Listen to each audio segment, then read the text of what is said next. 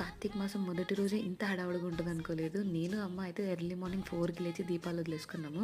దాని తర్వాత మా మమ్మీ నాకు బ్రేక్‌ఫాస్ట్, లంచ్, స్నాక్స్ రెడీ చేసి పెట్టేశారు బాక్సెస్‌లో. నేను వద్దు అని చెప్పినా కూడా వినలేదు. మార్నింగ్ 6కి నా ట్రైన్ మా అన్నయ్య డ్రాప్ చేసాడు స్టేషన్‌లో. ఒక పావుగంట ముందే వచ్చేసాను.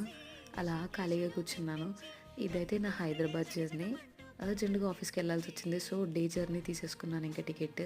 కానీ డే జర్నీస్ చాలా కష్టము. చాలా చిరాకు, విసుగొచ్చింది. అది కూడా మిడిల్ బర్త్ వచ్చింది. ఇంకా చిరాకొచ్చింది నాకైతే. మొత్తానికి ఒక ఆమె సాక్రిఫైస్ చేసి నాకు అప్పర్ బర్త్ ఇచ్చారు. నేనైతే లంచ్ టైమ్‌లో ఇలా కర్డ్ రైస్, పొటాటో ఫ్రై తినేసాను.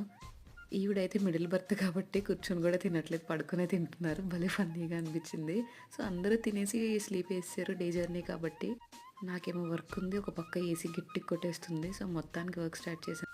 ఆఫీస్ కాల్ మధ్యలో ఉన్నప్పుడు ల్యాప్టాప్ షట్ డౌన్ అయిపోయింది. మళ్ళీ వెయిటింగ్ హాల్‌కి ఇచ్చి ఛార్జింగ్ పెట్టుకున్నాను. పనయ్యాక ఆటో పట్టుకుని హాస్టల్‌కెళ్ళాను.